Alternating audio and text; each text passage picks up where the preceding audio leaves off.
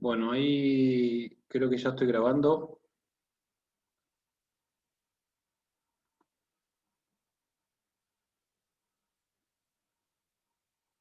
Vamos a comenzar.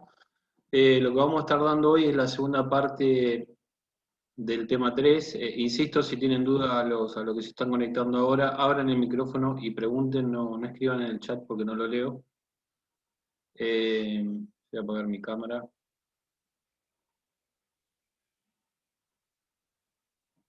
Lo que vamos a estar dando, lo que voy a estar explicando ahora es diseño de las operaciones, o sea, acerca del diseño del desempeño de la gente. O sea, uno cuando diseña operaciones no solamente diseña maquinarias, flujos de comunicación, flujos de trabajo, sino también diseña cómo quiere tener los equipos de trabajo, cómo tiene que ser la disciplina, cómo tiene que ser la medición visual de desempeño, cómo quiere que la gente produzca mejoras de manera permanente, diseña diseña o piensa el perfil de liderazgo que quiere para esa organización, etc. Lo que vamos a estar viendo hoy es un resumen de todo esto. Si después ustedes quieren más material, yo tengo material para pasarle de esto y de los temas anteriores.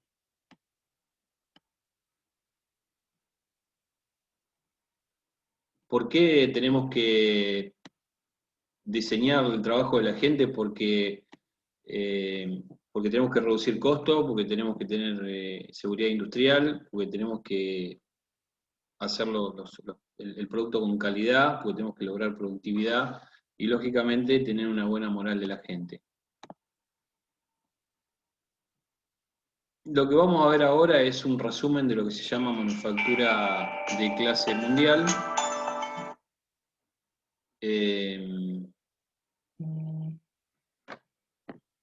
¿Y por qué es necesario implementar este tipo de gestión?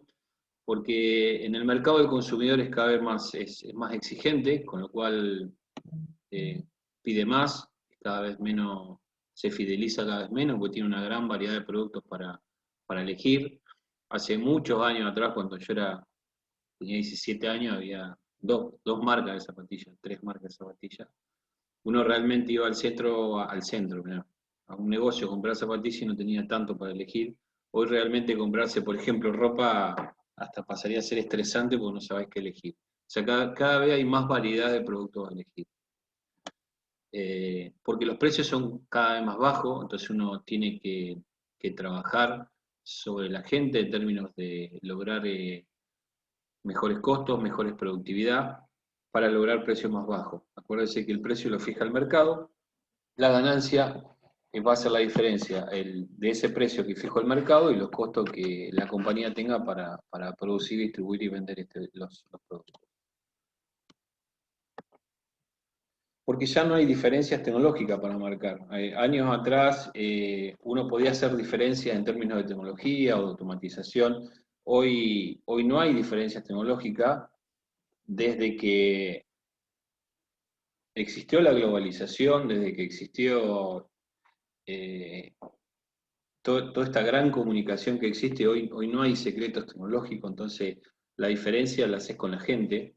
O sea, hoy la tecnología la comprás. Lo más difícil es capacitar y empoderar a la gente y lograr que la gente labure con ganas.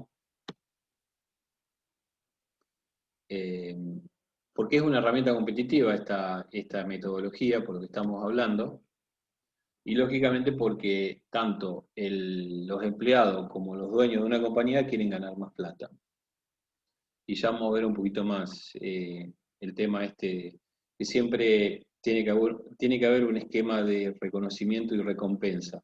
O sea, estas metodologías, una de las cosas que hacen foco es, si vos producís una mejora y obtenés una determinada ganancia para la compañía, un porcentaje determinado de esa ganancia tiene que ser para la gente que produjo esa mejora. ¿Sí? Entonces, es muy importante el tema de las ganancias. ¿Cómo hacemos las diferencias con las personas? O sea, es tan sencillo de decir y tan difícil de hacer. Estos cambios culturales pueden llevar 8 años, 10 años en una organización, para realmente ver un cambio cultural de alguna de las cosas que vamos a ver hoy. Lo primero que tenemos que tener es una clara visión para evitar confusión, o sea, la gente tiene que saber hacia dónde la compañía quiere ir y el trabajo de liderazgo es hacer que esa visión sea compartida con las personas, que estas personas que trabajan en la compañía se sientan que son parte de algo que puede ser importante, qué sé yo. Pertenecer a una compañía que valora mis ideas y pertenecer a una compañía donde quiere ser la número uno en el mercado local, puede llegar a ser algo que también motiva y da sentido de pertenencia a todos los empleados de la organización. También es importante tener un compromiso para evitar el rechazo al cambio. Todas estas cosas que yo voy a estar poniendo es lo que se logra con estas metodologías de diseño de trabajo de la gente. En este caso puede ser TPM, esto se llama manufactura de clase mundial, pero es exactamente lo mismo. O sea, otra cosa que se busca es lograr el compromiso para evitar el rechazo al cambio. Siempre cuando hay un proceso de cambio, eh, el cambio es algo totalmente necesario en el mundo en donde vivimos. Inclusive hoy hay ciertos autores, Farhalat, que habla de cambiar la forma de cambiar. O sea, no solamente es necesario cambiar para adaptarse al mercado, sino también hay que cambiar la manera de cambiar, ser cada vez más rápido y más competitivo en el cambio. Entonces, para lograr eso es necesario tener un compromiso, de esa manera evitamos el rechazo a este cambio. Es necesario tener recursos, si no tenés recursos, tenés frustración. Es necesario tener habilidades para manejo, o sea, las personas que no tienen el conocimiento tienen miedo, y eso hace a la ansiedad, y eso hace también a este cambio. Entonces, es muy importante la formación de la gente, darle las habilidades necesarias para que pueda manejar este cambio y evitar la ansiedad. Hay que tener un plan.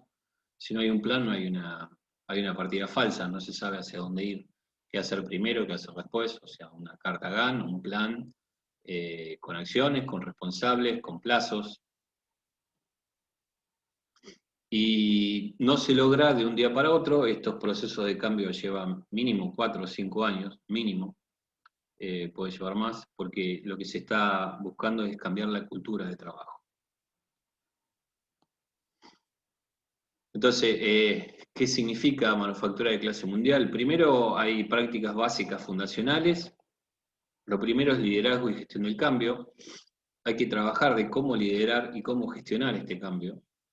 Hay que empezar a trabajar sobre el management de la compañía, qué es lo que se quiere de los jefes, de los supervisores, de los gerentes. Después hay prácticas básicas fundacionales, el trabajo en equipo. Hay otra práctica que se llama 5S, que hace la disciplina, al orden, a la limpieza. Vamos a ver qué es la práctica básica medición visual de desempeño, mejor enfocada. Una vez que esta estructura base está conformada y está sólida, recién se empieza a trabajar sobre los pilares eh, de este Partenón. Se empieza a trabajar sobre calidad, sobre reducción del tiempo de montaje. Estos son algunos de los pilares. Sobre temas de seguridad y medio ambiente, sobre temas de mantenimiento autónomo, mantenimiento centrado en negocio, puede haber otros pilares que son de planificación, etc. Y así se llega a la manufactura de clase mundial. ¿Qué significa llegar a la manufactura de clase mundial? Que todos estos indicadores, por ejemplo, opio, pinona y un montón de otros indicadores, son de los mejores niveles que puede haber en el mundo en el mismo rubro.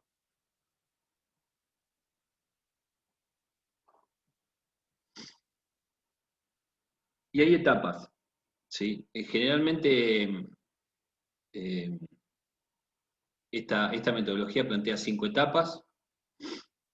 Cuando uno arranca en una compañía que no tiene implementado ni TPM ni manufactura de clase mundial, lo que ve es, en el caso de 5S, que ya vamos a ver que es establecer orden y disciplina, encuentra caos. En mejor enfocada, encuentra que la gente apaga fuego, o sea, uno camina por la planta. A mí me toca caminar por diferentes plantas, no solamente cervecería, porque tengo que ir a auditar proveedores de cartón, de malta, de arroz, de vidrio, de lata, de tapas, de papel, de etiquetas. Y uno cuando camina ya cuando ve el piso se da cuenta en qué etapa de TPM o en qué etapa a nivel organizacional o de diseño de trabajo de la gente está esa compañía. A veces puede haber caos, a veces puede haber lugares que están despejados, pero en términos de 5S no hay limpieza con significado, o sea, no ve las cosas limpias, no hay ubicaciones, no hay demarcaciones, no hay límites. En el tema de mejora enfocada, lo que puede ver es que están apagando fuego, o sea, cuando se produce un problema, van y lo solucionan, no son preventivos. Van a, por ejemplo, en el caso de mantenimiento, van a rotura, cuando una máquina se rompe la reparan, no hay planificación, no hay prevención. En el caso de trabajo en equipo no hay un trabajo en equipo, hay individualismo. Para medición visual de desempeño, la gente trata de su información guardársela, no mostrarla, no compartirla, bueno, y así va pasando de diferentes etapas, donde después hay lo que se llama concientización, después hay una etapa de pertenencia y de mejora, estos son títulos, ya vamos a ir viendo algunas de otras cosas, después ya aparece el perfeccionamiento y finalmente es clase mundial. Por ejemplo, en términos de trabajo en equipo, cuando un equipo de trabajo se dice que está en clase mundial cuando es autónomo, o sea, cuando no necesita un supervisor o un jefe, son autodirigidos. Entonces es un grupo de personas que van rotándose el liderazgo y se autoevalúan, compran sus insumos, se organizan sus horas extras, hacen todo lo que hace un jefe, lo hacen ellos mismos y no necesitan de un jefe. Eso es, en el caso de trabajo en equipo, llegar a manufactura de clase mundial. En el caso de mejora enfocada, ya hay los famosos cinturones negros, que son especialistas en estadística, se aplica 6 Sigma, se busca el cero defecto. Cuando empezamos, nosotros siempre decimos que podemos encontrar la fruta madura al alcance de la mano. ¿Eso qué quiere decir? Que encontramos los problemas, y los problemas son muy fáciles de ver y de encontrar. Cuando vas evolucionando hacia manufactura de clase mundial, ya los problemas no lo ves, y tenés que aplicar estadística para seguir mejorando.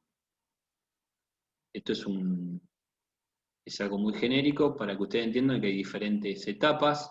Estas 5 etapas, insisto, podemos terminarlas en 4 o 5 años, depende del liderazgo de la compañía, depende del compromiso de la dirección, o sea que realmente la dirección compre este tipo de metodologías de trabajo.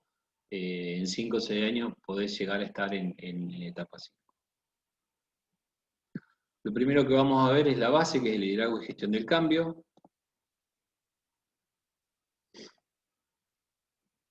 Nosotros, por ejemplo, en términos de operadores, en el tiempo, ustedes ven en el eje de las X está el tiempo, y van a ver 3 colores, uno que se llama, hay uno que dice resolución de problemas, otro que dice mantenimiento autónomo, y otro que dice operación.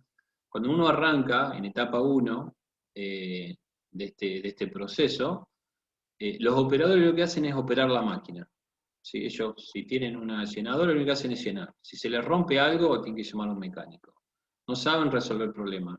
No saben mantener la máquina en condición básica, que sería mantenimiento autónomo. A medida que pasa el tiempo, esa operación va aprendiendo sobre mantenimiento autónomo, va aprendiendo sobre resolución de problemas, va siendo más ordenado, más limpio, empieza a ver los resultados porque hay medición visual de desempeño, se le dan herramientas de mejora enfocadas, como saber utilizar un 5 por qué para resolver un problema situacional, o saber utilizar un Kaizen. Entonces, a medida que pasa el tiempo, el operario cada vez opera menos la máquina, porque tiene que intervenirla menos, la máquina como está en su condición básica prácticamente no tiene que estar interviniendo para que la máquina opere bien, y si se dedica en su mayor tiempo en lo que es mantenimiento autónomo, o sea, mantener la máquina limpia, ajustada y lubricada, y en resolver el problema, o sea, está pensando en resolver el problema. Imagínense una persona que trabaja solamente en operación y una persona que va todos los días y lo único que hace es operar la máquina, o una persona que va todos los días y lo que está haciendo es manteniendo su máquina en condiciones óptimas y resolviendo problemas. Lógicamente, esta segunda situación es mucho más favorable en términos de compromiso, de sentido de pertenencia de la gente. ¿Qué pasa con los técnicos? O sea, los famosos mecánicos. Al principio lo único que hacen es ir a reparar máquinas que se rompen. No hay planificación. Imagínense ustedes que tienen un auto y lo pueden llevar al mecánico un sábado y ustedes el miércoles sienten un ruido raro, pero ese auto no se rompe, pero ustedes el sábado lo llevan al mecánico para evitar que el auto se les rompa después a mitad de semana y los deje sin movilidad. Entonces, eso es mantenimiento planeado, es levantar todas las anormalidades de manera temprana, anotarlas en un papelito, hacer una planificación y después en una ventana, famosa ventana de mantenimiento que hemos estado viendo, resolver todos esos problemas, de manera tal que la máquina, cuando tiene que estar operando, opera, o sea, no para por averías. Entonces, el técnico al principio lo único que hace es arreglar las averías. A medida que pasa el tiempo y se van desarrollando todas estas prácticas básicas fundacionales, donde va habiendo trabajo en equipo, todo lo que les expliqué, va siendo cada vez más mantenimiento planeado y menos mantenimiento de avería, menos apagar incendio y más planificar la cosa. Y después, también como tiene mucho conocimiento, va entrenando a los operadores de cómo hacer un mantenimiento autónomo. Entonces, al final del camino, un técnico, fíjense que no va a estar más corriendo de un lado para otro arreglando máquinas que se rompen, sino va a estar organizando este mantenimiento o esta parada de mantenimiento y va a estar entrenando a los operadores para que además de saber operar la máquina puedan tener conocimientos de mantenimiento autónomo. Lo mismo pasa con los líderes de equipo. Al principio se dedica a resolver problemas. La operación para porque hay una avería. Lo único que está haciendo es resolviendo problemas todo el tiempo. A medida que pasa el tiempo, va haciendo cada vez más coaching, cada vez más entrenamiento hacia la gente y va pensando más en cómo hacer una mejora continua. Cómo hacer para reducir costos, cómo hacer para aumentar productividad, cómo hacer para mejorar calidad. Mucho más tranquilo que al principio que está corriendo de un lado para otro resolviendo problemas. Y finalmente la gerencia también, al principio lo que hace es resolver el problema y al final se dedica a ser mucho más estratégico, más empresario. ¿Sí? Entonces, lo que logramos con este diseño de cómo queremos que la gente trabaje, lo que hacemos es que los operadores realmente al final del camino se dediquen a resolver problemas y a hacer mantenimiento autónomo, que los técnicos hagan entrenamiento y planifiquen el mantenimiento que tienen que hacer, que los líderes de equipo hagan coaching y piensen en cómo mejorar a futuro la operación, y la gerencia lo que hace es tiene más un rol de empresario y de coaching y es mucho más estratégico.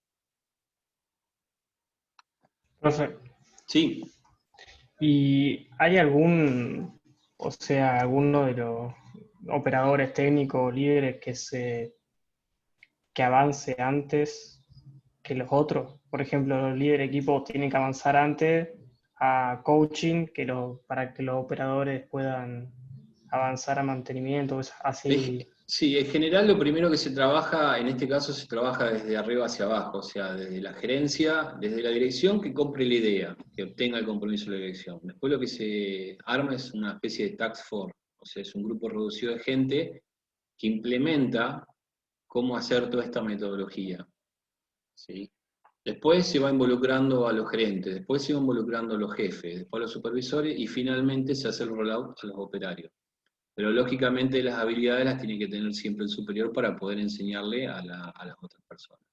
Y en términos de práctica vamos a ver también que hay un orden. O sea, lo primero que se implementa es 5S, porque si vos no tenés disciplina no podés implementar ninguna otra práctica básica fundacional. ¿Sí? Pero siempre es de arriba para abajo. Por eso lo primero que estamos viendo es, bueno, justamente iba a ver ahora, tengo que definir un perfil de liderazgo. ¿Cómo quiero que sea el perfil de liderazgo? Lo quiero capataz, quiero un tipo que sea coaching, quiero un tipo que que entienda que tiene que estar permanentemente promoviendo el aprendizaje. ¿Sí? Entonces, de alguna manera el perfil de liderazgo, este es un ejemplo.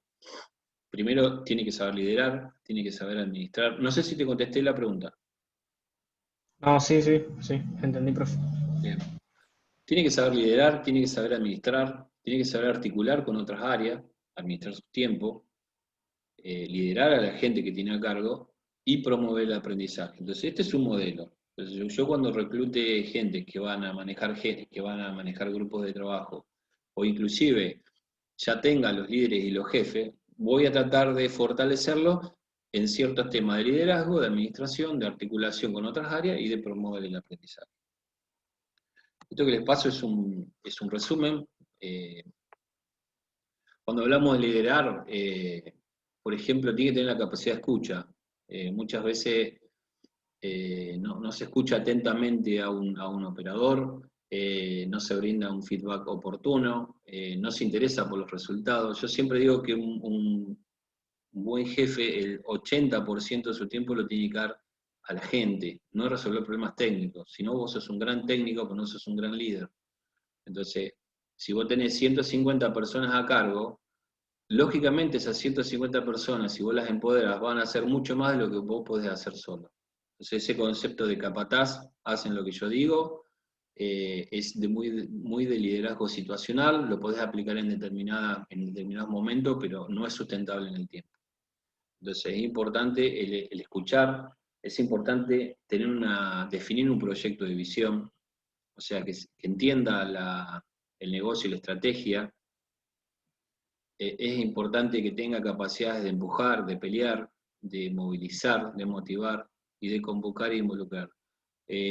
Esa palabra que los líderes nacen y no se hacen es mentira, ¿sí? Un líder se prepara, hay personas que tienen mayor capacidad de liderazgo que otras porque tienen mejores habilidades de comunicación, o porque tienen más fortaleza, o porque naturalmente tienden a empujar o a pelear más, pero todo esto se practica a través de algo que se llama coaching de alto desempeño, ¿sí? Lo que tiene que hacer un jefe, cuando hoy hablaba que el 80% de su tiempo es coachear a su gente, si vos sos gerente y tenés jefes a cargo, esos jefes vos tenés que ver cómo están liderando, cómo están administrando su tiempo, cómo están articulando con otras áreas, si promueven o no el aprendizaje. Y lo que vos tenés que hacer es, a través de lo que se llama coaching de alto desempeño, que te juntás cada 3 meses con tu colaborador, y a través de un plan de trabajo vas viendo cuáles son sus fortalezas y sus debilidades, y vas trabajando para que realmente todas estas habilidades de definir proyecto de visión, de empujar, de pelear, de movilizar, de convocar, lo pongan en práctica. Yo siempre digo que la visión no es un cartelito que está pegado en la pared de una planta, la visión vos la tenés que predicar día a día con el ejemplo, y tratando de traducirla a cada puesto de trabajo. O sea, uno puede decirle a un operador, queremos ser la compañía de bebida argentina número 1 en el mundo. No, la verdad, el operador eso no le va a llegar tanto como eso, traducírselo a, ¿no te gustaría ser el mejor operador de la máquina o tratar de llevar a esta compañía a través de tu operación o ser parte de... Hay maneras y maneras de expresar este proyecto de visión. Definir objetivos, siempre tiene que haber objetivos en un equipo de trabajo para poder cumplirlos. Saber planificar y organizar, poder proveer y controlar, tiene que saber ajustar y corregir y definir reglas, ¿sí? En términos de administrar su tiempo. Articulares, tiene que tener ciertas habilidades de negociación, también esto se aprende, se practica, tiene que saber representar su equipo de trabajo y su área, tiene que saber integrar.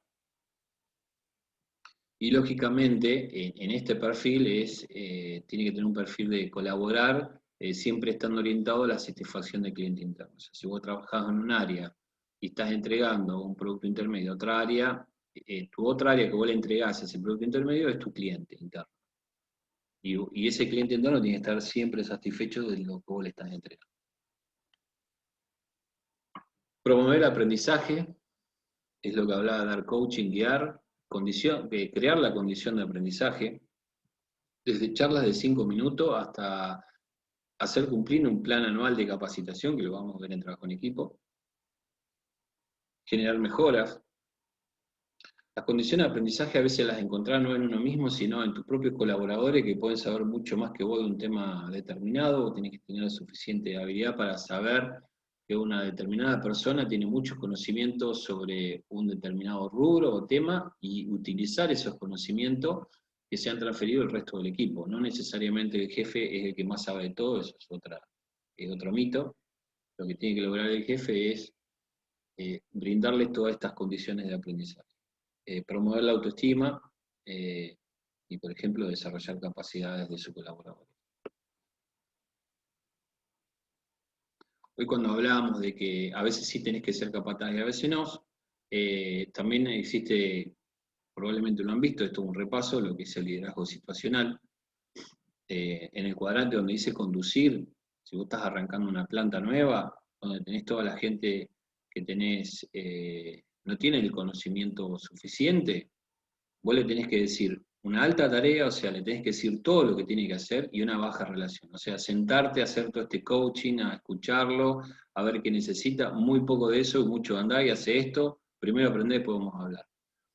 Una vez que salís del cuadrante conducir, ¿sí? Pasa un tiempo, la gente va aprendiendo, vas al cuadrante desarrollar, donde le seguís dando una alta tarea, o sea, le decís todo lo que tiene que hacer, pero te sentás a hacer coaching de habilidades, coaching de alto desempeño, y a hablar un poco más con la gente y escucharlo. Después está el cuadrante participar, donde ya la relación es alta, pero no le decís qué tiene que hacer, le das los objetivos directamente. La persona ya sabe qué es lo que tiene que hacer. Y finalmente, delegar. Cuando vos ya tenés un equipo de trabajo formado, autónomo, realmente la relación es baja porque no tenés que hacer tanto coaching y la tarea es baja porque la gente ya sabe qué tiene que hacer. Entonces es muy importante también ser líder y saber ser un líder situacional, saber en qué cuadrante te tenés que colocar de acuerdo a tus colaboradores. Puede haber colaboradores que estén en un cuadrante y otros colaboradores que estén en otro cuadrante. A cada uno hay que tratar de ayudarlo de una manera distinta. Y esto también es una habilidad que tiene que tener un jefe, un supervisor, un gerente.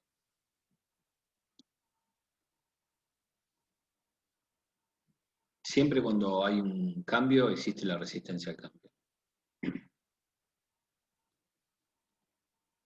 ¿Por qué existe esta resistencia al cambio? Y uno tiene que ser consciente de que va a existir y tiene que tiene que tratarla individualmente. Primero por falta de conocimiento. Las personas que no tienen conocimiento sobre lo que es una nueva tecnología, por ejemplo, una persona mayor, que se le pone un sistema de control automático donde tiene que agarrar un mouse, manejar una PC y toda la vida hizo trabajo manual, lógicamente esa falta de conocimiento le va a dar esa resistencia al cambio, porque no va a tener confianza porque no conoce. Después, por no poder, por su capacidad individual, también por falta de conocimiento, porque no hay un trabajo en equipo. Esta metodología de manufactura de clase mundial define el trabajo en equipo, porque ahí lo que pasa es que entre ellos se ayudan, existe sinergia, existe montaje en común, existe transferencia de conocimiento interno del mismo equipo, porque no hay recursos a veces. Entonces, al no poder, porque no te dan los recursos, vos tenés resistencia al cambio. Necesitas una herramienta determinada, no te la dan y te piden que obtengas resultados determinados, y lógicamente, si no te dan los recursos, vos vas a tener una cierta resistencia. Y sensación de impotencia, o sea, yo creo que esto no se puede hacer. Y el no querer es estar en desacuerdo, porque a lo mejor tienen miedo de que van a reducir gente, por la incertidumbre también, por esto mismo, por la pérdida de identidad. En estos tipos de metodología de trabajo se fomenta mucho el trabajo en equipo, no la individualidad. Entonces hay gente que siente que pierde identidad. Que un mecánico le tenga que estar enseñando a un operador lo que él sabe, a veces quieren y a veces no quieren porque ellos sienten que pierden cierta identidad o, entre comillas, cierto poder por el conocimiento que tienen.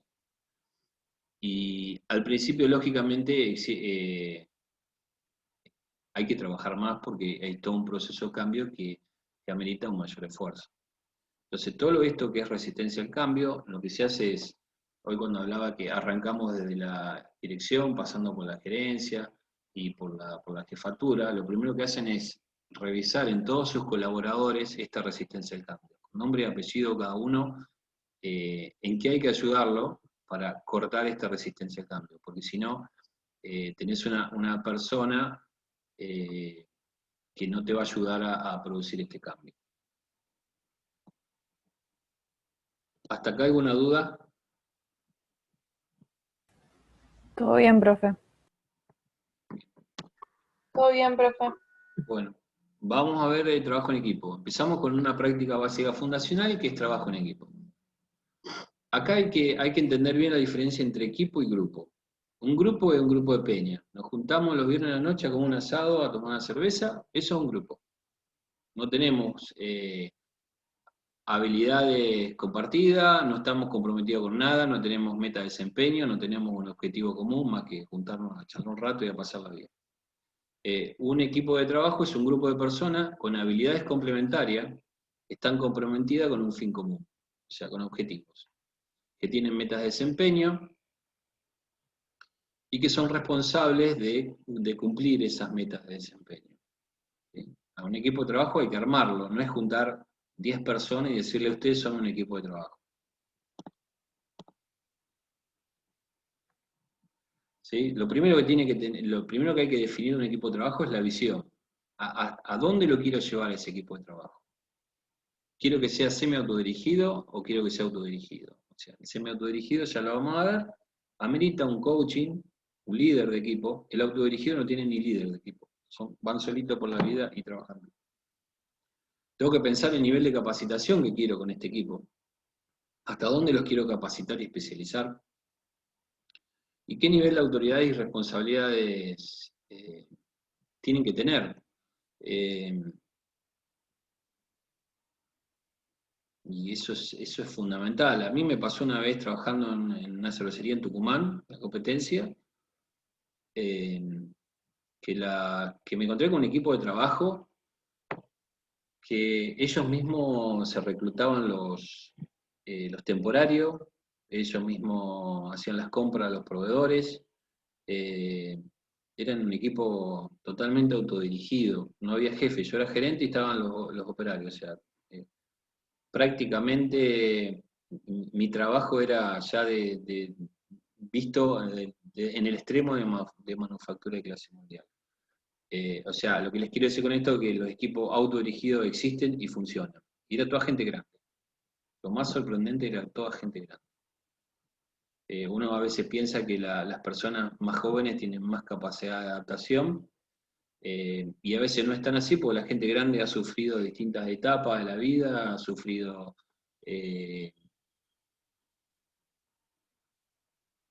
falta de pago, ha sufrido distintos momentos políticos del país, ha sufrido represión, ha sufrido una serie de cosas que cuando vos les vendés bien esta metodología y ellos entienden que esto es para bien, realmente la compran a la idea y se adaptan rápidamente, se adaptan muy rápidamente. Entonces, definimos visión, definimos nivel de capacitación, definimos autoridades y responsabilidades. Y después hay que diseñar cómo quiero que se comuniquen. ¿Sí? Yo les tengo que decir, ustedes se tienen que juntar todos los días 15 minutos en cada cambio de turno. Y al principio se los tengo que decir, es alta tarea, baja relación. No hay tu tía, te tenés que juntar todos los días 15 minutos. Esto es la teoría, en la idealidad. Después está el gremio, después hay otras cosas que no es tan fácil hacerlo. Pero el deber ser es eso, o sea, todos los días 15 minutos. Después le tenés que decir, se tienen que juntar semanalmente a tratar de resolver problemas que son más sistémicos. O sea, un problema que lo han tenido toda la semana, júntense entre ustedes y vean cómo lo resuelven. Yo los ayudo. Le tenés que definir las estructuras de las reuniones, o sea, una agenda, qué temas van a hablar. Le tenés que definir tiempos de reuniones. Y le tenés que definir código de conducta. O sea, el que llega tarde tiene que traer una docena de facturas el próximo día. O sea, hay ciertos, el que tiene que hablar tiene que levantar la mano. O sea, hay ciertos códigos de conducta que hay que definir. Entonces, ahí empieza el equipo a funcionar como tal.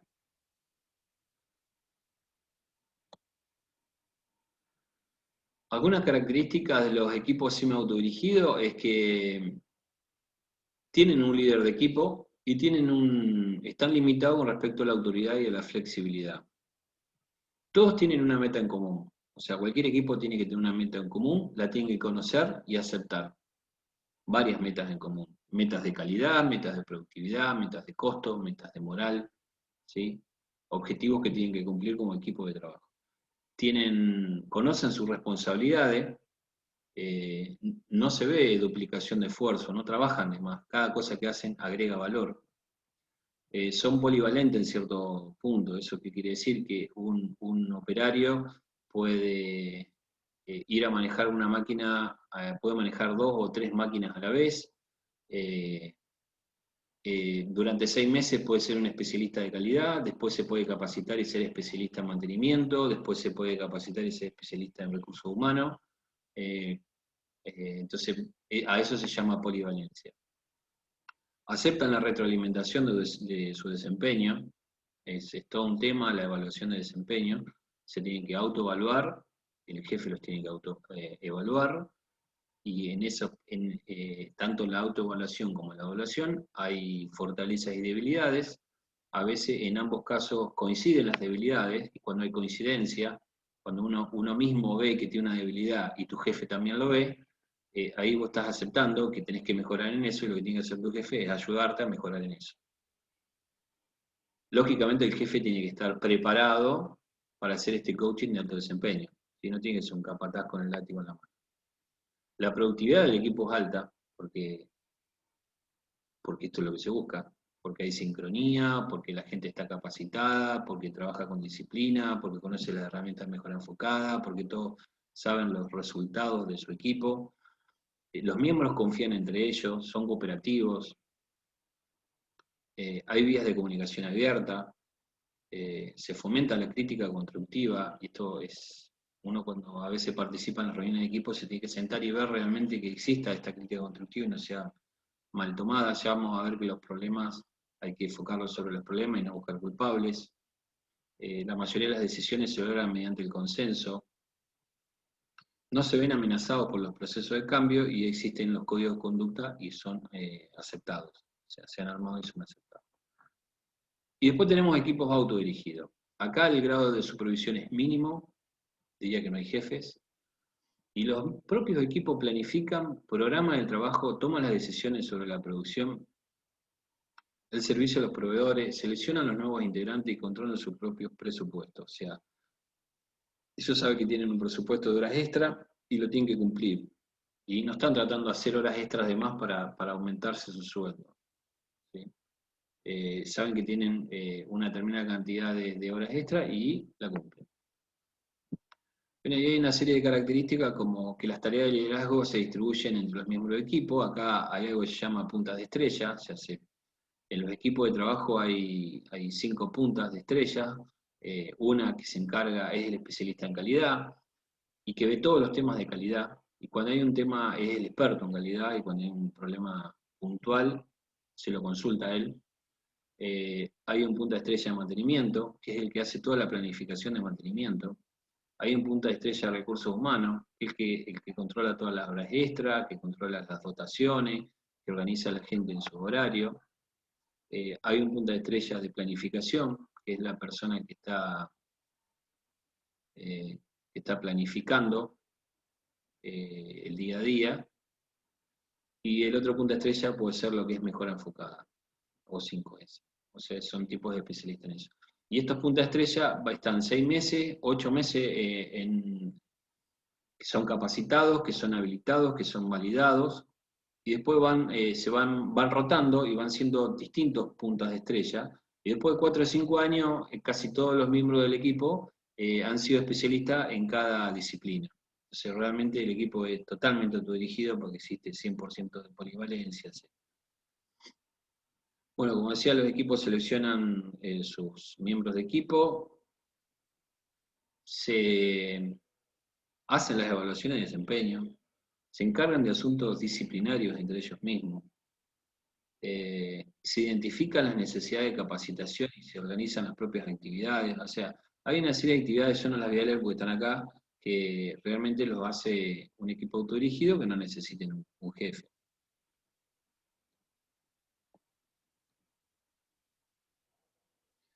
Entonces, ¿cuáles son las principales etapas, y muy resumido, para lograr un equipo de trabajo? Primero, definir la visión.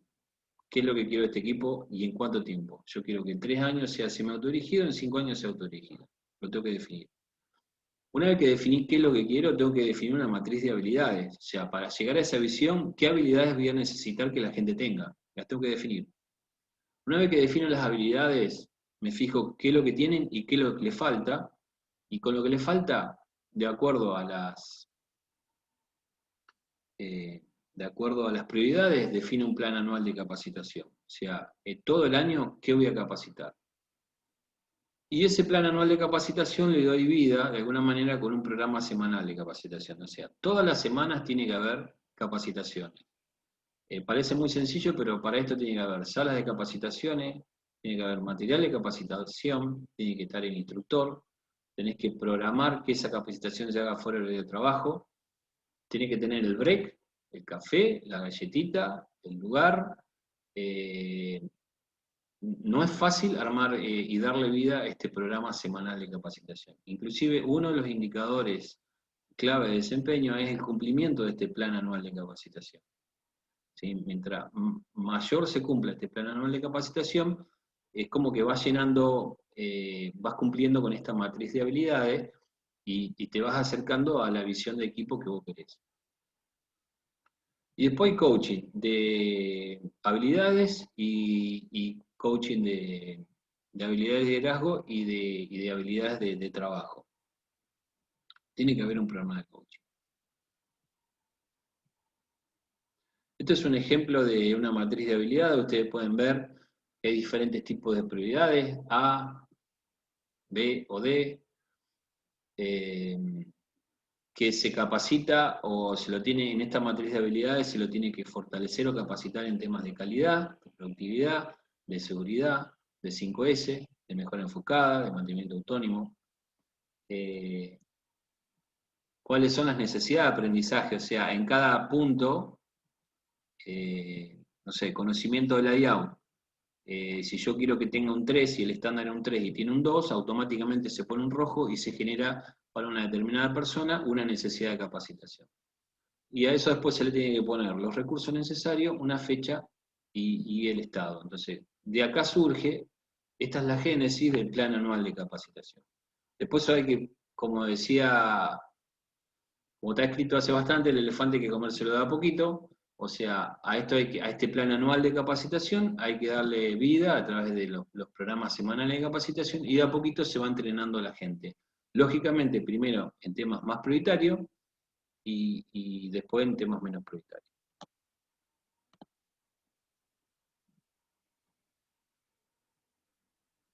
Realmente uno cuando pasa por planta y camina ve esto. Esto es una caricatura, pero realmente ve, qué sé yo, ustedes pueden ver un operario comiendo en un lugar de trabajo que no se puede haber pérdidas de aceite, hay uno que está trabajando y otro que no está trabajando, la máquina no funciona bien, todas estas cosas se ven. Y en la imagen derecha lo que se ve es muchos carteles con información, que la máquina no tiene pérdidas, la máquina funciona bien, y que la gente está trabajando para mejorar la máquina y trabaja tranquila. Otra característica que se ve cuando ustedes ven gente corriendo en una planta, es un zafarrancho de combate. La gente tiene que estar tranquila y trabajar y pensar, no correr. Eso es algo que también uno cuando camina por planta lo ve. ¿Cuáles son las ventajas de generar un equipo de trabajo con todo esto lo que dije? Primero, la sinergia. El concepto de sinergia, que 2 más 2 no es 4, sino que 2 más 2 es 5. Sucede eso realmente. O sea, lo que una persona pueda aportar en términos numéricos 2 y que otra persona individualmente pueda aportar en términos numéricos 2, cuando esas dos personas se juntan, en vez de aportar 4, aportan 5, es así. Que tienen metas en común, o sea, todos saben qué es lo que tienen que hacer para cumplir con esas metas, porque esas metas aparte deben estar conectadas a lo que se llama un esquema de reconocimiento y recompensa, o sea, el cumplimiento de meta hace que vos cobres un premio. Todo esto le empieza a dar sentido de pertenencia, ya no es lo mismo trabajar en un lugar limpio, ordenado, saber que cumplís con tus objetivos, sabes que hay una visión, que trabajás en una empresa seria, todo eso te da sentido de pertenencia, aumentás la productividad, mejorás la flexibilidad, ¿sí? Frente a un ausentismo, frente a la flexibilidad, frente a un cambio, a una innovación. Todas estas cosas se producen mucho más rápido porque la gente está más preparada y lógicamente hay autodesarrollo, que es fundamental para mantener a las personas motivadas. Ahora vamos a hablar de 5S. 5S es una metodología que siempre se arranca por 5S, no por trabajo en equipo. Porque lo que le da es orden y disciplina.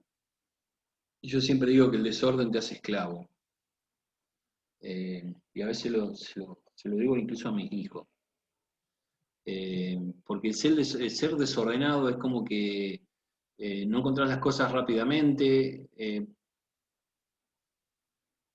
no sos tan efectivo, tu tiempo en vez de usarlo en las cosas que realmente te gusta, terminás usándolo en cosas que no te gustan, o sea, siempre, no de una manera fanática, pero el orden y la disciplina te mejora la vida en sí.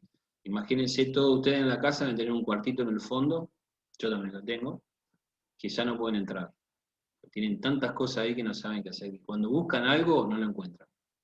Y a lo mejor aparece a los 6 meses eso que estaban buscando. Y a lo mejor perdieron un montón de tiempo buscando algo en ese momento, no lo encontraron, fueron a comprar lo que no encontraban, gastaron plata y después apareció. Eso es un ejemplo.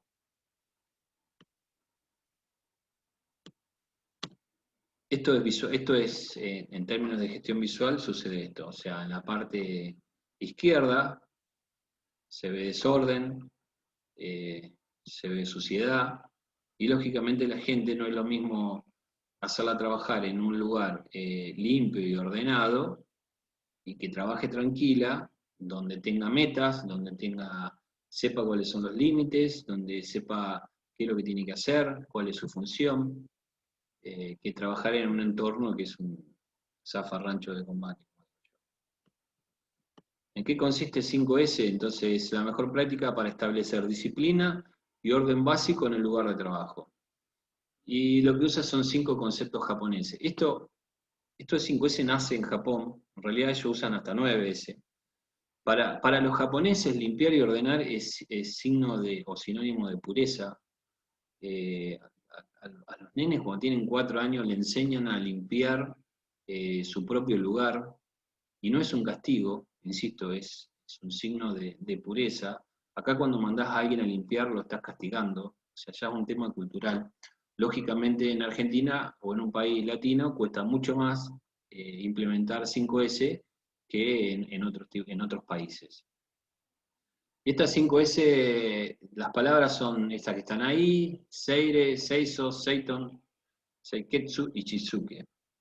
No las van a tener que saber de memoria, pero que significa despejar, limpiar, ordenar, establecer estándares y tener disciplina. Y ahora vamos a ver un poquito cómo se despliega, cómo se desarrolla esta práctica.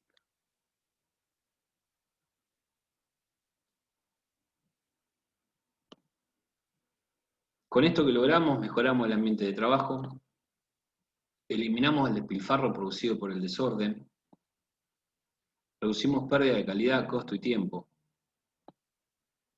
incrementamos la moral de trabajo, de lo que estábamos hablando, y aumentamos la vida útil de los equipos. Y sobre todo reducimos la causa potencial de accidente. En un lugar que está desordenado y sucio hay mucho más potencialidad de producir un accidente de una persona que está trabajando que en un lugar que está todo despejado, limpio y ordenado.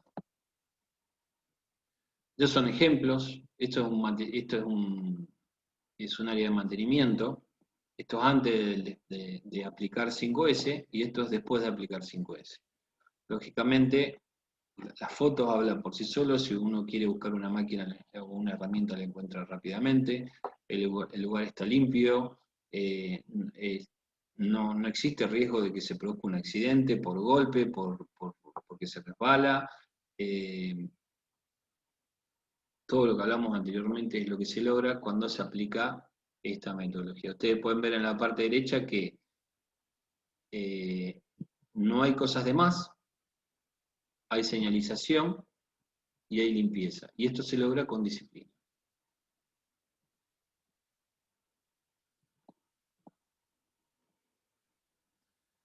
Las etapas para implementar 5S es, yo siempre cuando a veces me toca ser jurado, ser director de los proyectos finales de carrera, y siempre a veces los alumnos lo que toman como proyecto, como tesis, es armar una nueva fábrica en otro lugar.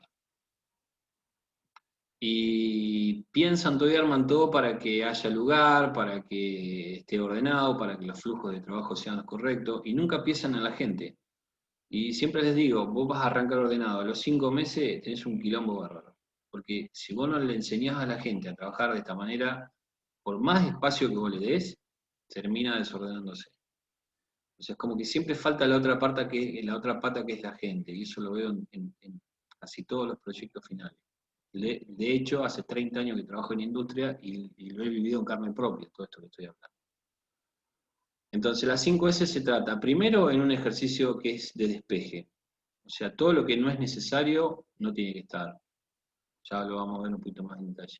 Después hay que limpiar. Una vez que se hace el ejercicio de despeje y ya no hay más cosas no necesarias, se establecen estándares. Después lo voy a explicar mejor. Primero despeje, después se limpia.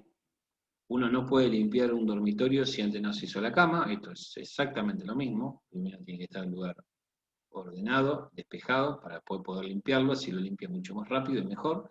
Y finalmente organizar. O sea, las medias las pongo en el cajón de las medias, las remeras las pongo en el lugar de la remera. Entonces yo cuando busco algo lo encuentro rápidamente. Entonces, ¿qué consiste la primera etapa, que es despeje? En eliminar el desorden del lugar de trabajo. La herramienta, lo único que se busca es, se selecciona, se va a hacer el despeje en un área determinada. Entonces, lo primero que se hay que buscar son tarjetas, rótulos rojos y un área de espera. Hay que seleccionar un área de espera, porque hay muchas cosas que no sabemos si sirven o no, si no sirven, si la tenemos que tirar, o todavía no estamos seguros. Entonces esas herramientas, esas partes o ese material que están en esa zona que hay que despejar, que no estamos seguros, que lo tenemos que tirar, le ponemos un rótulo y va a una zona de espera. Y después eso se le da una disposición final adecuada. Entonces primero se define el área. A cada objeto que uno encuentra hay que preguntar esto, ¿lo necesitamos en esta cantidad? Y si lo necesitamos aquí.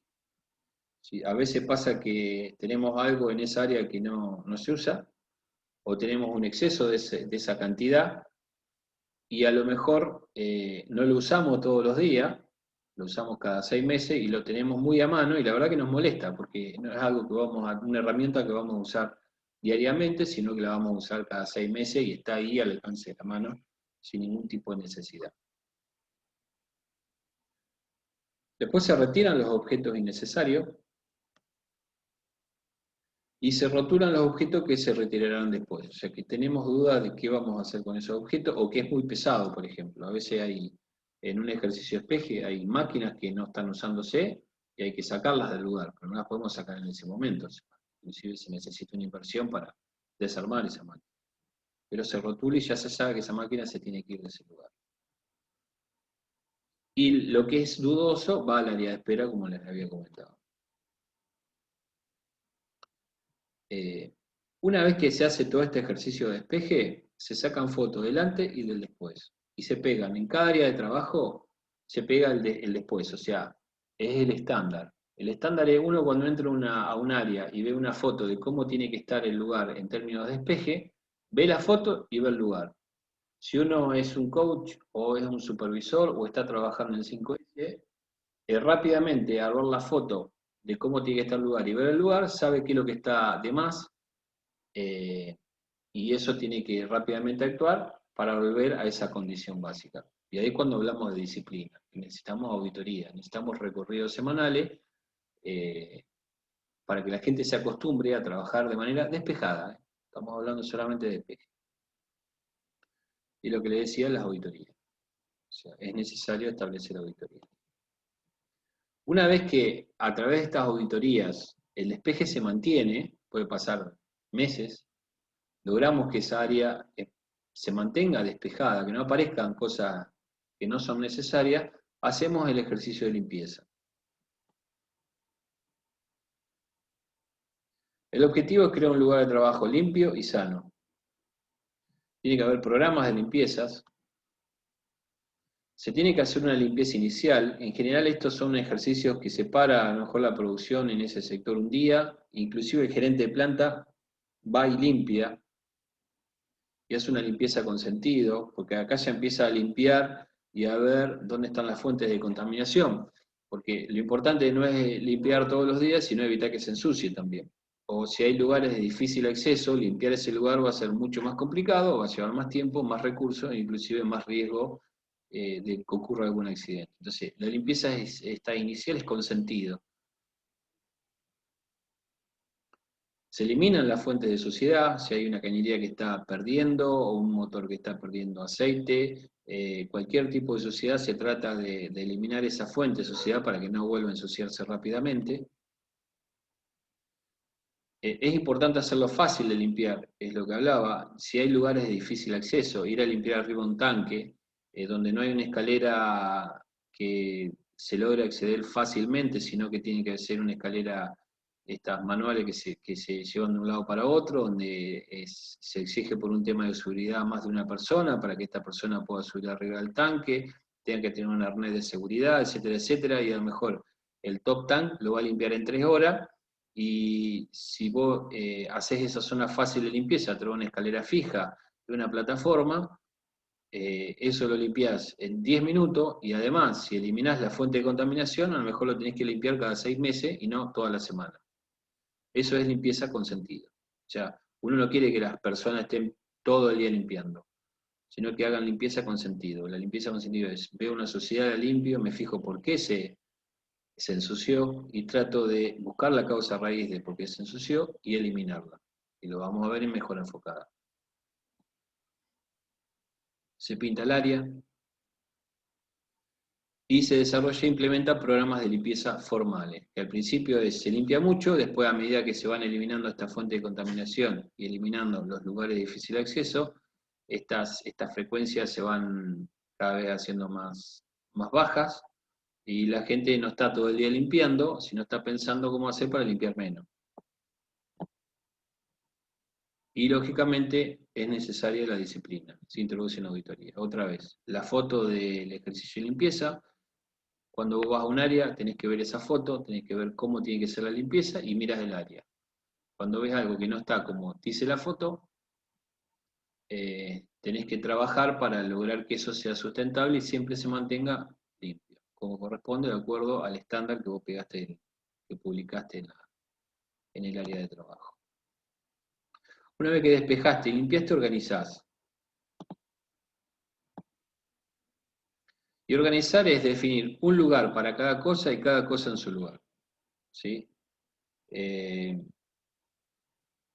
tan sencillo como esto. O sea, ustedes pueden ver a veces yo recién les mostré una foto del después de un ejercicio de 5S de un taller de mantenimiento donde todas sus herramientas tenían dibujada en un panel y cada herramienta iba en un determinado lugar. Entonces, rápidamente vos vas a encontrar lo que necesitas, y además, si vos usás algo todos los días, lo tenés que tener a mano, y si vos tenés que usar una herramienta cada 6 meses, no es necesario que lo tengas a mano porque ocupa espacio, y lo puedes poner en un lugar que no lo vea todos los días y no tener ese espacio ocupado.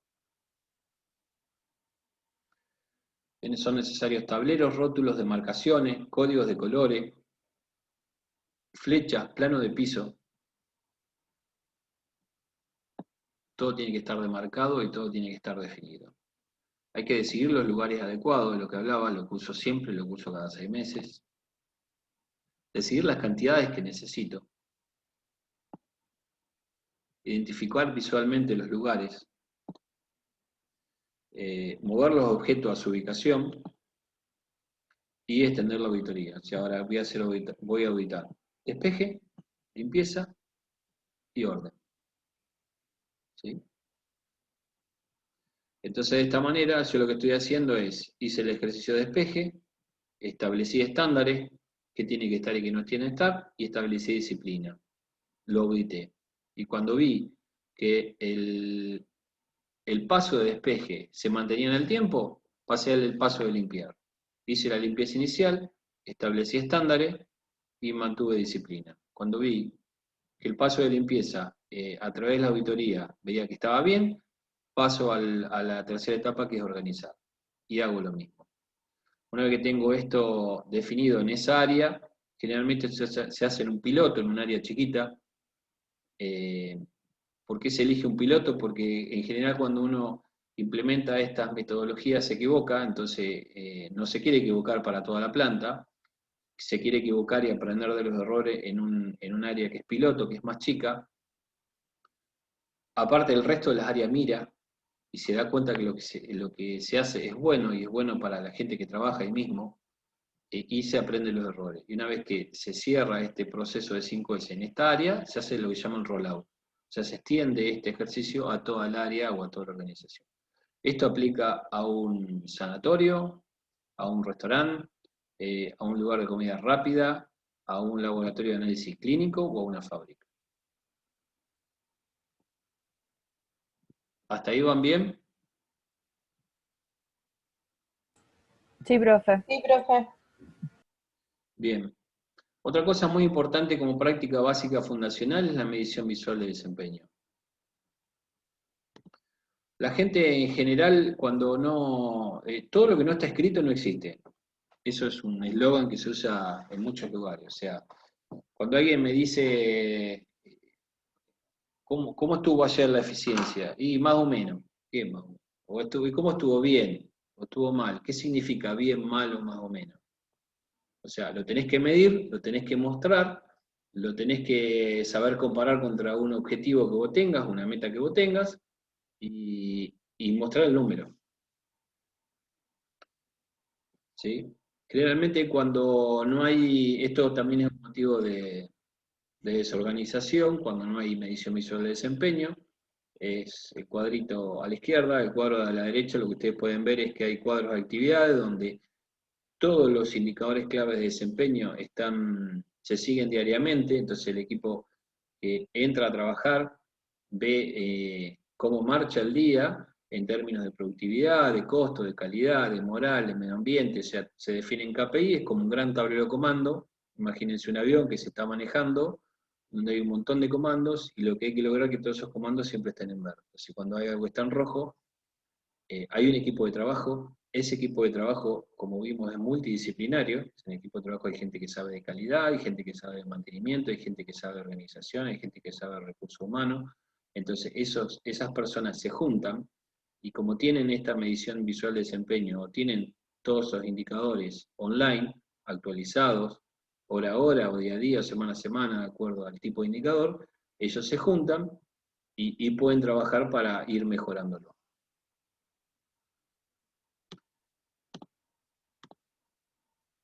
¿Cuáles son las ventajas? Asegura el vínculo entre los indicadores de los equipos y la estrategia de la empresa. O sea, yo tengo una visión de la empresa. Quiero llegar en 5 años a tal lugar con la empresa. Entonces esa empresa va a llegar ahí si la gente logra, y los equipos de trabajo logran cumplir con sus indicadores. Y para saber si cumplen o no con sus indicadores hay que medirlos. Hay que definirlos, hay que medirlos y hay que mostrarlos. Por eso le da al grupo visibilidad de su desempeño y sus mejoras. Conduce al mejoramiento de los indicadores. A nadie le gusta ver un rojo.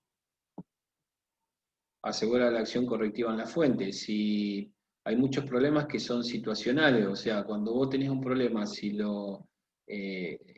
estás andando a una velocidad baja en una máquina y vos lo pudiste medir y sabés que está fuera de tu objetivo, en el momento que se produce ese problema, como es reciente, tenés más posibilidad de encontrar la causa raíz y de eliminarla. Y probablemente sea un problema situacional, no sistémico, llámese situacional, un problema que se puede resolver en el momento, con la capacitación y las habilidades de los propios trabajadores. No hace falta que intervenga un ingeniero, ni un jefe, ni un especialista, se dice que el 70 al 80% de los problemas que ocurren en una planta de manufactura los puede reparar o los puede solucionar la propia gente. Yo siempre digo que a veces a la gente se la subestima. Estos mismos operarios al principio o ciertos jefes o supervisores piensan que esta gente no es capaz de reparar sus propios problemas. Esta misma gente son los que después se sientan, estos operarios, se sientan con un gerente de banco a pelear un crédito hipotecario. Y si son capaces de eso, también pueden ser capaces, además de que están 8 horas por día trabajando en esa máquina, y es la persona que más sabe sobre la máquina, también conoce de los problemas. Entonces lo que hay que empoderarla para que ellos mismos resuelvan los problemas. Estos problemas en su mayoría son situacionales, o sea, los pueden resolver en el momento. Cuando se logra todo esto, porque se logra 5S, porque se logra el trabajo en equipo, porque se logra medición visual de desempeño, y se logra mejor enfocada, es como que la máquina empieza a funcionar y a producir un montón de mejoras que uno va viendo en los indicadores y no tiene la habilidad de saber por qué. Porque hay 500 personas atrás que están produciendo mejoras y uno no se entera de todas las mejoras que producen esas 500 personas. ¿Sí? Pero el tema es hacer que esa máquina empiece a funcionar, esa máquina de producir mejora empieza a funcionar de manera natural. Bueno, otorga al equipo la propia responsabilidad de su desempeño, toda la chacha que les di recién, y asegura la transparencia en el lugar de trabajo. O sea, si está en rojo o está en verde, está escrito, está ahí, todo el mundo lo ve, nadie lo discute. También la medición visual de desempeño se utiliza para capacitar a los grupos de trabajo, dando la información necesaria para la toma de decisiones. Hay algo que se llama, por ejemplo, elección en un punto. Hay ciertas tareas de lubricación o ciertas tareas de control que en una página se pueden explicar. Ustedes cuando compran un electrodoméstico tienen una lección en un punto. El manual que en una página les explica cómo usarlo, bueno, eso es una lección en un punto. ¿Sí? Entonces, si hay un mecánico que sabe mucho sobre mantenimiento o ajuste de una máquina, va a hacer esa lección en un punto, la va a pegar en este cuadro de actividades, y todos los operadores la van a leer, cuando la entienden la van a firmar, y todos esos operadores saben cómo hacer el ajuste de esa máquina. ¿Sí? Entonces, también se produce esta máquina de capacitarse entre ellos mismos.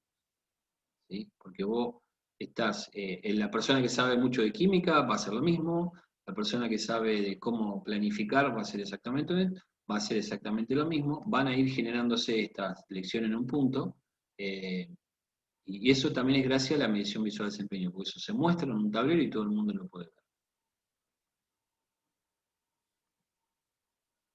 Estos son ejemplos de tableros de actividades.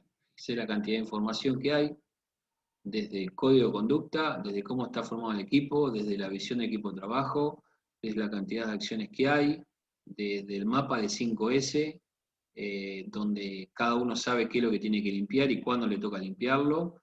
Se pueden ver planes de acciones, se pueden ver lecciones en un punto, todo lo que estamos hablando.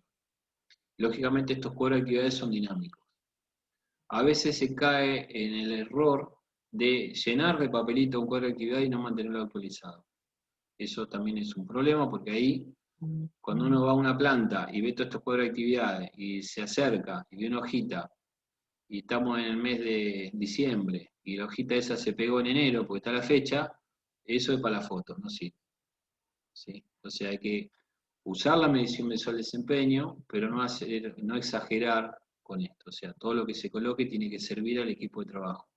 No se tiene que trabajar para la medición visual de desempeño. La medición visual de desempeño tiene que ser una herramienta que facilite el trabajo de la gente. Eso es muy fácil verlo. Nos acercamos a los cuadros de actividades y vemos qué cantidad de información está desactualizada.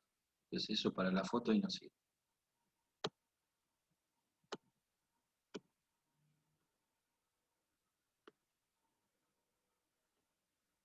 ¿Qué involucra también esta disciplina? El cascadeo de los indicadores clave de desempeño. O sea, la compañía tiene un balance scorecard de la empresa. ¿Sí? ¿Cuánta plata quiere ganar? ¿Qué share quiere tener? ¿Qué nivel de inversiones quiere tener?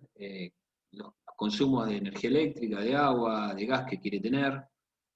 Pero a un operario no le puede decir, tu objetivo es tener sumar 3 puntos de share en este año. no le sirve. Entonces, hay que ir traduciendo todos estos indicadores clave de desempeño a los departamentos, a los equipos y a los equipos de trabajo. Y lógicamente también hay que tener un análisis riguroso de las pérdidas. ¿Dónde están las principales pérdidas para poder lograr ese balance scorecard?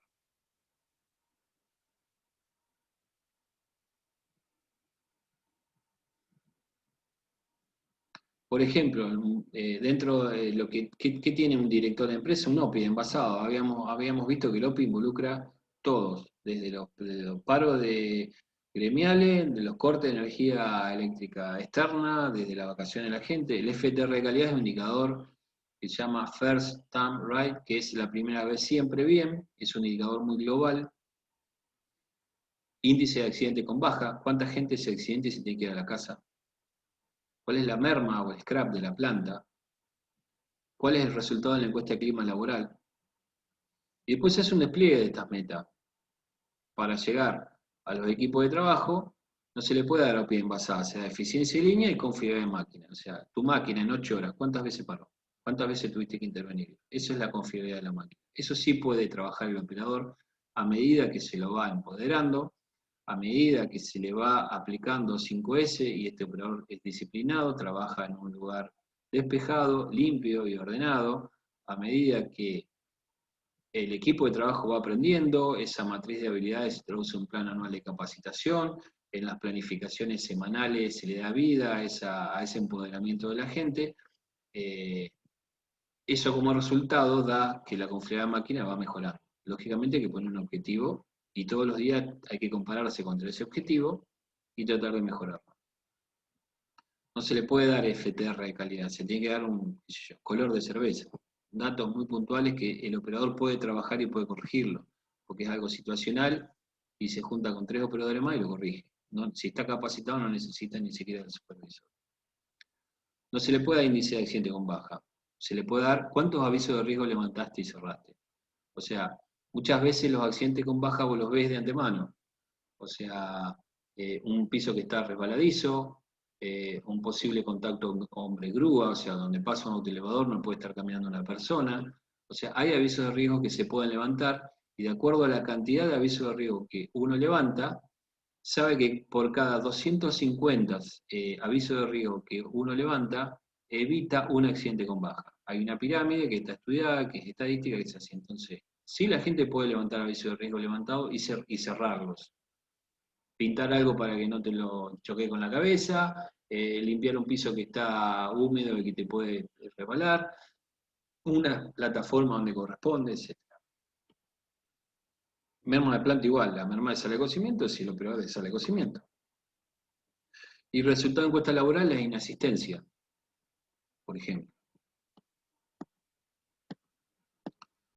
Bueno, estos son, en general se buscan indicadores clave de desempeño en los equipos de trabajo que tengan que ver uno de productividad, uno de calidad, uno de costo, uno de entrega, uno de seguridad. Estos son algunos ejemplos. Volumen de producción por turno, producción por FT, por persona, opio, pinona, cantidad de toneladas procesadas por horas por hombre, tiempo medio entre ajustes, lo que hablábamos, una máquina durante 8 horas de trabajo, la máquina mejor tiene que ser intervenida muchas veces, eso produce ineficiencia, entonces se mide ese tiempo entre ajustes mientras a medida que este tiempo medio entre ajuste aumenta, significa que la máquina es más confiable. Tiempo medio entre falla, lo mismo. Tiempo medio para reparar una máquina. Cantidad de quejas de clientes. El famoso FTR. La cantidad de productos rechazados. Productos reelaborados, reempacados. Índice de calidad. Y hay otros índices de calidad que tienen que ver con productividad, calidad y medio ambiente. Estos son ejemplos de indicadores que los equipos de trabajo tienen que tener, un objetivo a cumplir, se tienen que seguir si es posible diariamente, entonces el equipo de trabajo cuando llega a trabajar, pese en el turno anterior, inclusive alguno de todos estos indicadores estuvo en rojo, y lo tiene que tratar de poner en verde, o sea, tiene que buscar la causa raíz, sentarse a trabajar, y tratar de pasarlo a verde.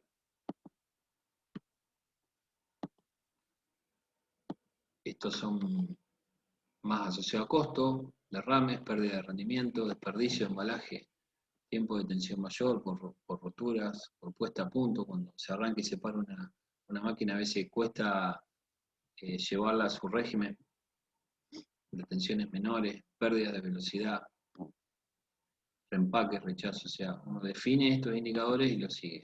Costo de energía, horas extras, costo de material. No les voy a leer uno por uno porque ustedes lo van a ver. Si tienen alguna duda, me preguntan. Todos estos indicadores se van a elegir de acuerdo a dónde estén trabajando y sobre qué estén laburando.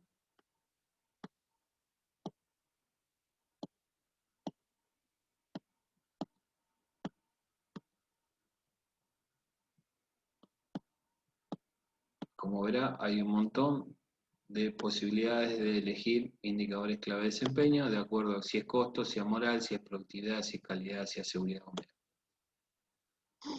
Y la última práctica básica que vamos a ver es mejora enfocada. O sea, dijimos, la gente trabaja, y esta es la práctica más difícil de implementar, desde mi experiencia. La gente trabaja con 5S de manera ordenada y disciplinada.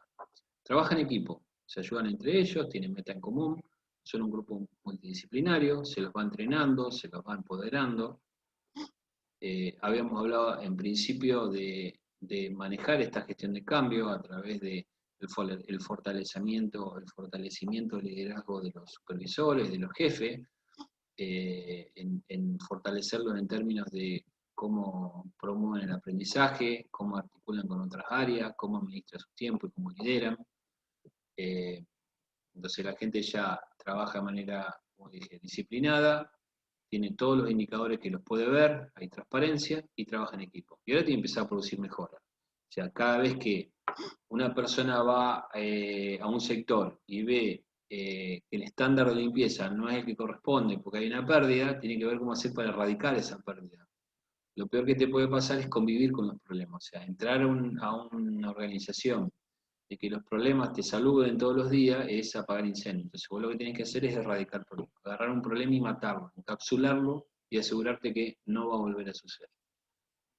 Y ya tenés todas las herramientas, porque sos disciplinado, trabajás en equipo y podés ver, porque medís, cómo va tu desempeño. Entonces ahora vamos a ver mejora enfocada, es cómo erradicar todo esto. Es la mejor práctica para asegurar la mejora continua de desempeño en la organización, concentrándose en los desperdicios y mermas, y en la variabilidad y otras áreas problemáticas. Como así también establecer estructura de solución de problemas y la capacidad en todos los niveles de organización.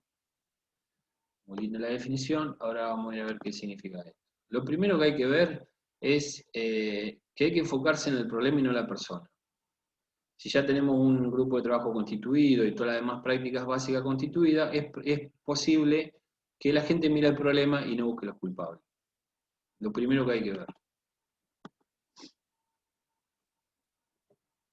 Y ahora vamos a explicar un poquito este slide. Tiene que haber una evaluación inicial de cómo está la mejora enfocada, o sea, si hay herramientas, si no hay herramientas, si están las otras prácticas básicas ya fundacionales implementadas y se sostienen en el tiempo. Hay que establecer estructuras. ¿Qué es esto? Un lugar y un tiempo para que la gente se siente a pensar en los problemas que tiene y cómo los va a solucionar. Y tiene que estar la gente adecuada. Por eso es multidisciplinaria, porque tiene que haber gente que conozca de calidad, gente que conozca de productividad, gente que conozca de mantenimiento, etc. Y le tenemos que dar herramientas de trabajo. La herramienta de trabajo es cómo vamos a corregir ese problema. El ser humano tiende por naturaleza a cortar camino cuando tiene un problema.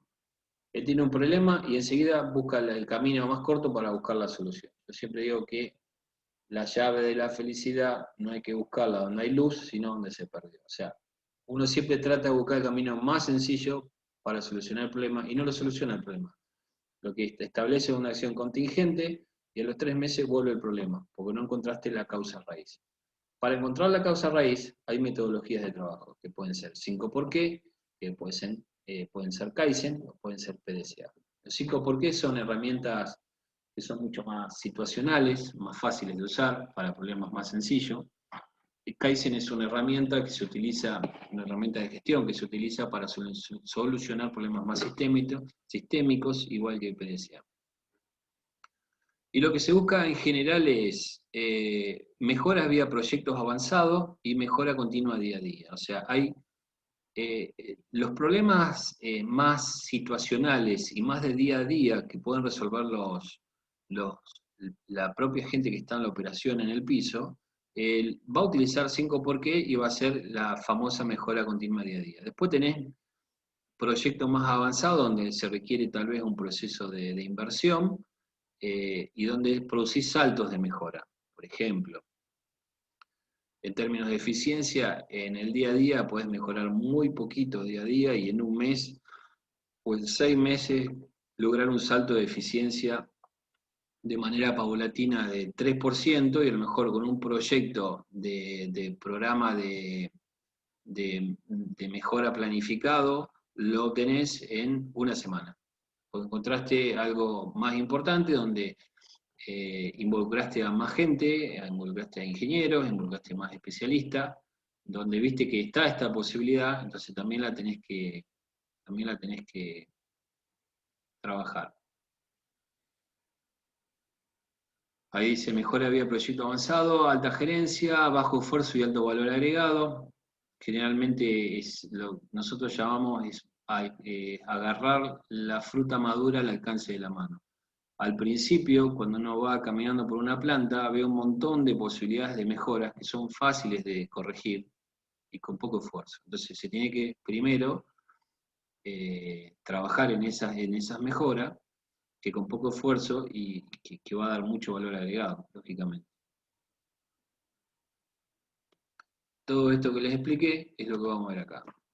Ustedes ven mejora continua día a día, que son líneas rectas, y proyectos de mejora avanzado, que son saltos de desempeño, ¿sí? En el tiempo.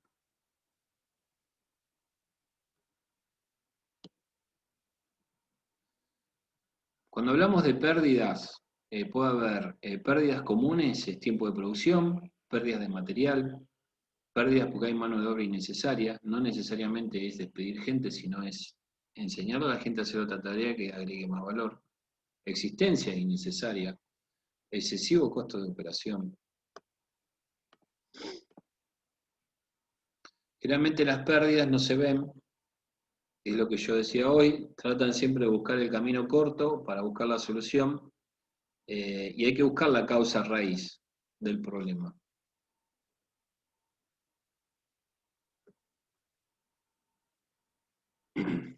Bueno, entonces lo que se hace en una planta es mirar pérdidas de materiales o merma, que pueden ser derrames, que pueden ser defectos, que pueden ser productos rechazados, que pueden ser exceso de producto de empaque. Lógicamente, si tenemos medición visual de desempeño implementado, todo esto lo vamos a tener escrito en una pizarra y vamos a saber cuánto derrame tenemos, cuánto defecto tenemos, cuántos productos rechazados tenemos y qué exceso de producto o empaque estamos utilizando. Y después vamos a decidir sobre qué trabajar. Premios, overdosing, por ejemplo, si yo tengo que vender 1 litro de cerveza y estoy sobrellenando la lata, la botella, y estoy vendiendo 1 litro y un poquito más, estoy perdiendo plata. Lo mismo pasa con la mano de obra innecesaria, tenemos que empezar a medir las horas extras y mostrarlas, ver los niveles de personal incorrectos, a veces hay mucha gente en un lugar y poca gente en otro. Si hay tareas duplicadas innecesariamente, hay que medirlo, hay que mostrarlo, hay que trabajarlo. Si hay licencias excesivas, imagínense un equipo, si ya llega a ser autodirigido, esto desaparece automáticamente, licencias excesivas, porque ellos mismos se autocontrolan. Gente que realice tareas muy simples que debería ser automatizada. Todo eso se tiene que evaluar y medir. Lo que no está medido y no está escrito no existe. Existencias innecesarias, como mucha materia prima, como mucho producto semiterminado, o producto terminado, o repuestos de máquina, producto en cuarentena, a veces el producto no se puede liberar a la venta rápidamente.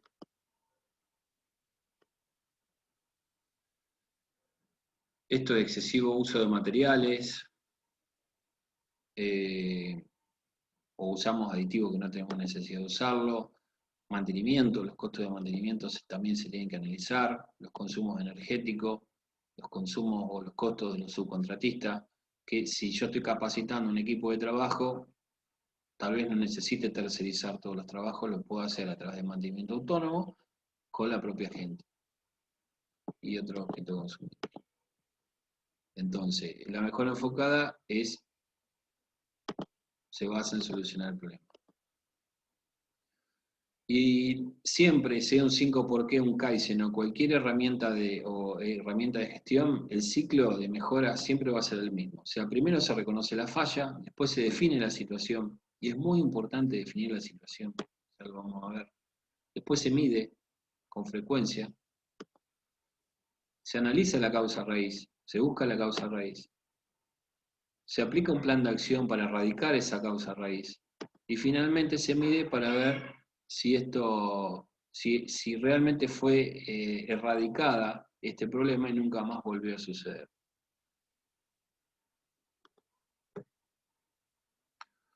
Cuando hablamos de definir la situación, se aplica lo que se llama, una de las tantas herramientas, aplicar un 5W, una H. O sea, no es lo mismo decir, tengo una alta merma de cerveza en planta Santa Fe, que decir, tengo una merma alta en línea 2 durante turno noche en calibre 330. O sea, eso es definir el 5W1H. O sea, ¿cuál es el problema? Por ejemplo, botellas caídas causan parada en la llenadora.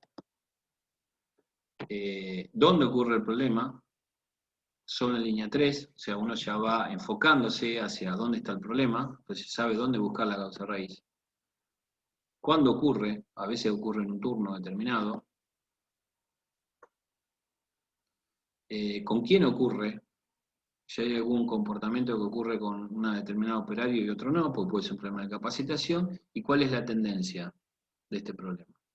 Entonces, de esta manera, y bueno, ¿cuán grande es el problema? De esta manera se define muy bien el problema, entonces sabemos dónde atacar y dónde hacer la segunda etapa, que es el brainstorm. Generalmente cuando existen problemas, puede haber problemas, o cuando se buscan las soluciones, y cuando hablamos de encapsular el problema, estamos hablando de que si una vez que encontramos la causa raíz, tenemos que atacar la gente, la máquina, el material y el método. Si nosotros no planteamos acciones una vez encontrada la causa raíz, relacionada con mano de obra, máquina, material, método y medición, es probable que no la hayamos encapsulado y vuelva a ocurrir. ¿Cómo encontramos una causa raíz? A través de un 5 por qué. Lo primero que se hace es un brainstorming. Brainstorming es juntar al equipo multidisciplinario, sentarlo en una mesa. Si es un problema situacional, lo hacen parado al lado de la máquina con una planilla y empiezan a tirar ideas. O sea, el problema de botellas caídas causa parada de llenadora. Y acá cualquiera puede tirar cualquier idea. A uno se le ocurre que porque la cinta puede estar defectuosa, porque la cinta no es homogénea, porque tienen la guía lateral gastada, porque es incorrecta la velocidad de la cinta, etc. Todas estas posibilidades se verifican en campo. Todo lo que alguien pensó en este brainstorming, en esta tormenta de ideas, se dice, ¿es o no es? ¿Sí? Y una vez que se define cuál es el problema, botellas caídas causan parada en la llenadora. ¿Por qué? Porque hay mucho espacio entre botellas. Se hace el famoso 5 por qué. ¿Por qué? Porque la velocidad de la cinta no está sincronizada. ¿Por qué? Porque la cinta está levemente gastada. ¿Por qué? Porque falta de mantenimiento, no hubo mantenimiento. ¿Por qué? Porque no estaba en el programa de mantenimiento. Si nosotros nos quedamos con que la velocidad de la cinta no está sincronizada y sincronizamos la cinta y después nos vuelve a ocurrir, porque en realidad el problema era que no estaba sincronizada porque se gastaba, y la cinta se gastaba porque no tenía el mantenimiento que tenía que tener. ¿Y por qué? Porque nadie lo había puesto en el programa de mantenimiento. Entonces, si nosotros no vamos hasta la causa raíz, vamos a volver a tener el mismo problema.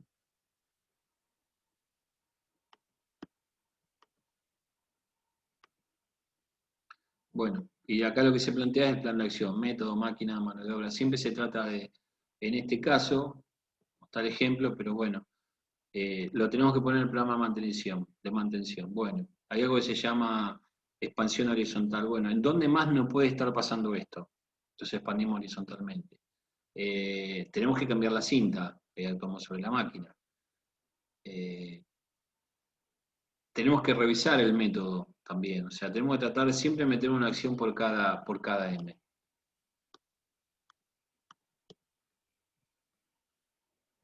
Esto es un plan de acción donde se pone el propio equipo. Esto está en la medición visual de desempeño, está en ese cuadro de actividades que hoy les mostré. Entonces todo el mundo sabe qué es lo que tiene que hacer, quién lo que tiene que hacer y cuándo lo tiene que hacer. Entonces todas las acciones de mejora también se ven. Y puede haber un seguimiento sobre estas acciones de mejora para que no queden en la nada.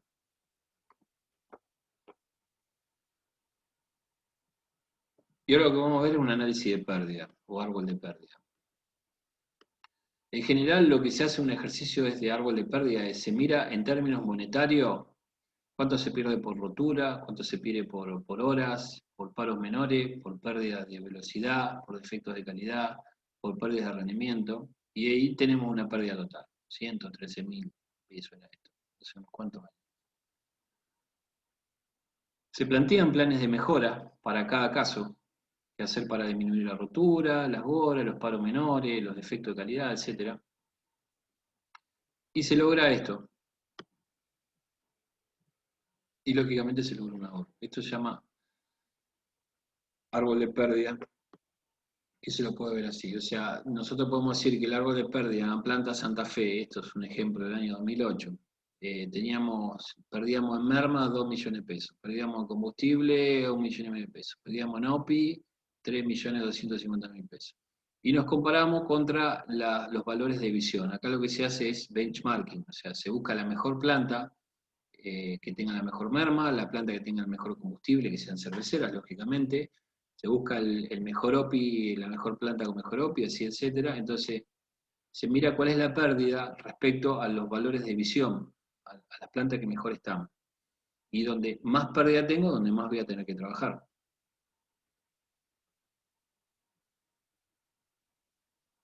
Entonces, habíamos hablado de mejora continua día a día y mejora vía proyectos avanzados.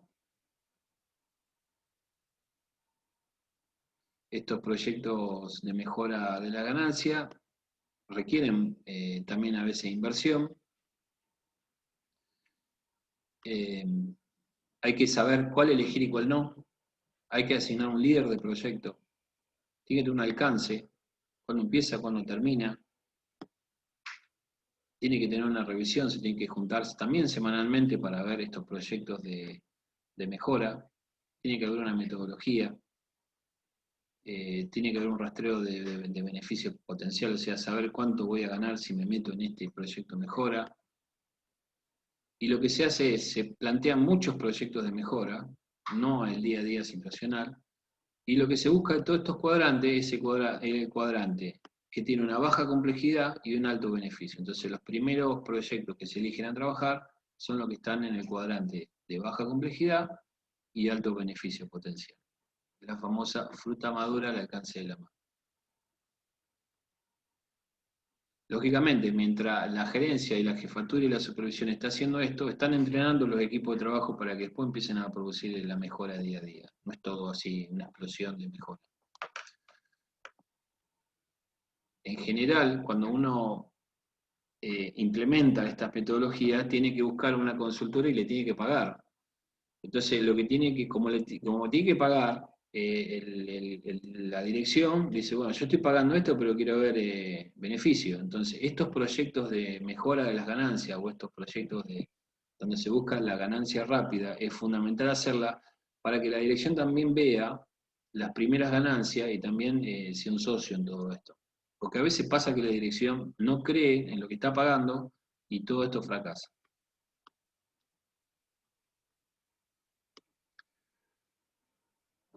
Esto es un ejemplo de Kaizen.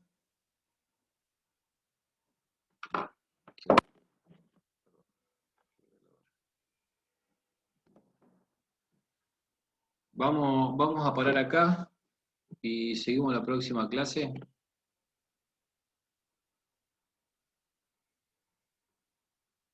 No sé cuántos han quedado. Bueno, profe. Bueno, profe. Buenísimo, profe. Seguimos entonces el lunes que viene, terminamos este tema y empezamos con la parte práctica. Genial, profe. Bueno, profe. Muy Muchas bien, gracias. nos vemos. Saludos. Chao, chao. Chao, gracias. Chao, gracias. Chao, chao.